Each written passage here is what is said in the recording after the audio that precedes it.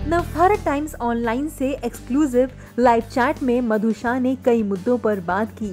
Film Thalaivi में अपने role के बारे में बताते हुए मधु कहती हैं, मैं जयललिता अम्मा की बायोपिक में एमजीआर की वाइफ जानकी रामचंद्रन का किरदार निभा रही हूँ। मेरी जानकी अम्मा से कभी भी मुलाकात नहीं हुई, लेकिन जयललिता जी से मिल चुकी हूँ। अम्मा ने मुझे फिल्म रोजा के लिए स्टेट अवार्ड भी दिया था। जब स्टेज पर गई तो उन्होंने कहा कि उनको रोजा में मेरा परफॉर्मेंस बहुत पसंद आया। आपको बता दें, इसके अलावा मधु ने एक और दिलचस्प बात शेयर की है। उन्होंने कहा है कि पहले फिल्म के डायरेक्टर एएल विजय ने उन्हें मां का रोल ऑफर किया, लेकिन जैसे ही उन्होंने मधु को देखा तो उन्होंने विचार बदल लिया। वहीं कंगना के बारे में बात करते हुए उन्होंने कहा कि कंगना से उनका कोई इमोशनल कनेक्शन नहीं है, लेकिन कंगना उनका रिस्पेक्ट बहुत करती हैं क्योंकि वो एक सीनियर आर्टिस्ट हैं। आइए देखते हैं बातचीत के दौरान मधु ने और क्या कुछ कहा। ऐसा लग रहा है कि इतनी दिलचस्प कहानी है ये। आपके पास ये रोल मतलब आपको मिला कैसे? आपने ऑडिशन दिया था कि आपको डायरेक्ट कॉल आया कि मधु जी आप आइए, ये रोल आपके लिए? ऐसे ही आया था, मधु आइए ये रोल आपके लिए है। अब मैं बताऊंगी तो आप हंस देंगे, लेकिन इस चीज से मेरा जो फेथ है, मैं बार बार जो फेथ की बात करती हूँ, ये चीज मुझे आगे ले जाती है। एएल विजय, जिनको मैं शक्ल से पहचानती नहीं हूँ, नाम सुना है, अच्छे डायरेक्टर है, पर मैंने उनको कभी देखा नहीं है, मैं उनसे मिली नहीं हूँ। लेकिन एक बार हम बॉम्बे टू चेन्नई जा रहे थे, तो वो भी एयरपोर्ट में थे, हम लोग सेम फ्लाइट में जा रहे थे और वो मुझे पहचानते हैं, लेकिन मैंने उनको पहचाना नहीं।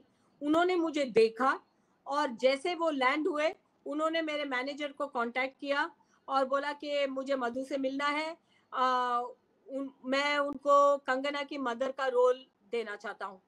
तो जब मैं उनको मिलने गई, हमारी जब मीटिंग हुई, तब हम एक दूसरे को देखे और फिर उन्होंने सजेस्ट किया और मैंने भी सजेस्ट किया कि मैं फर्स्ट वाइफ का रोल प्ले करूंगी, कंगना की मदर का नहीं। तो उन्होंने मुझे देखने के बाद ये डिसाइड किया कि मदर का रोल मत कीजिए, आप ये वाइफ वाला रोल कीजिए। तो मुझे भी वो ठीक लगा, तो इस तरह से वो हुआ।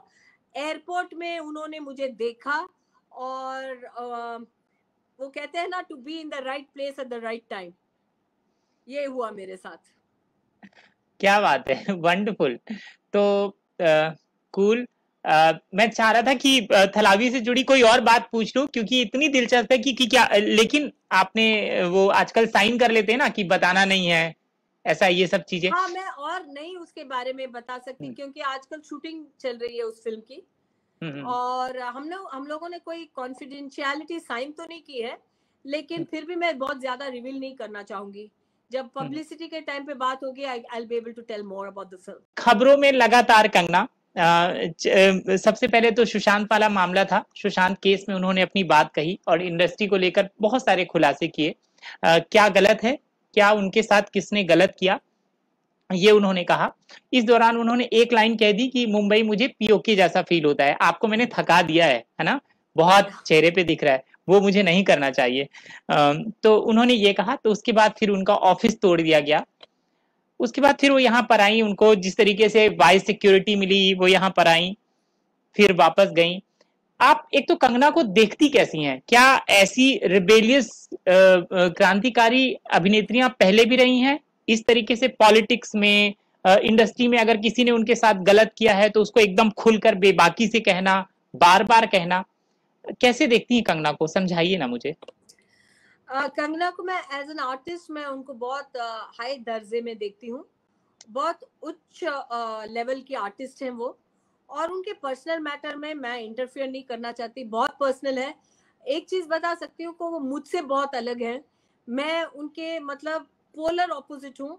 मैं हर चीज को मैं ये सोचती हूँ, ये समझती हूँ, मेरी अपब्रिंगिंग ये है कि मैं कोई भी चीज पब्लिक में अपना सुनाऊंगी नहीं। I keep my private life very close to my heart, I don't open up. और वो मेरे से बहुत ही अलग है, बहुत ही ऑपोजिट है, तो इसीलिए मैं उनके चॉइसेस के बारे में कमेंट करना नहीं चाहूंगी, क्योंकि वो चीज का मुझे समझ है ही नहीं। और जिस चीज से मैं इमोशनली कनेक्ट नहीं करती और जिस चीज को मैं समझ नहीं सकती, मैं उनके बारे में कमेंट नहीं कर सकती। वो इतनी अलग है उनके बारे में मैं सही या गलत दोनों ही नहीं कह सकती, क्योंकि उनकी लाइफ उनका है और वो जो डिसाइड करती हैं वो उनके ऊपर है, उनके चॉइसेस हैं। वो सही है या गलत है वो उनके लिए है। लेकिन मैं दो चीज उनके लिए बहुत रिस्पेक्ट रखती हूँ, एज एन आर्टिस्ट और जो करेज है उनमें। बाकी चीजें सही हो या गलत हो मुझे नहीं पता, लेकिन जो हिम्मत वो औरत रखती है उस चीज के लिए मैं बहुत ही उनको रिस्पेक्ट करती हूँ। क्योंकि कई बार हम बहुत चीजें करना चाहते हैं, कहना चाहते हैं, लेकिन कॉन्सिक्वेंसेस से डर जाके नहीं कह पाते। उनमें वो डर है ही नहीं, तो उस चीज को मैं रिस्पेक्ट करती हूँ। आपको लगता है कि जब भी कोई हीरोइन किसी की इतनी शिकायत करती है, बॉलीवुड में इतनी ये हीरो ने गलत किया, वो डायरेक्टर ने गलत किया, तो बॉलीवुड वाले उनको वापस उतने ही प्यार के साथ गले लगाएंगे, काम करेंगे उनके साथ, कि डर जाएंगे? ये उनका इंटरपर्सनल रिलेशनशिप हो गया।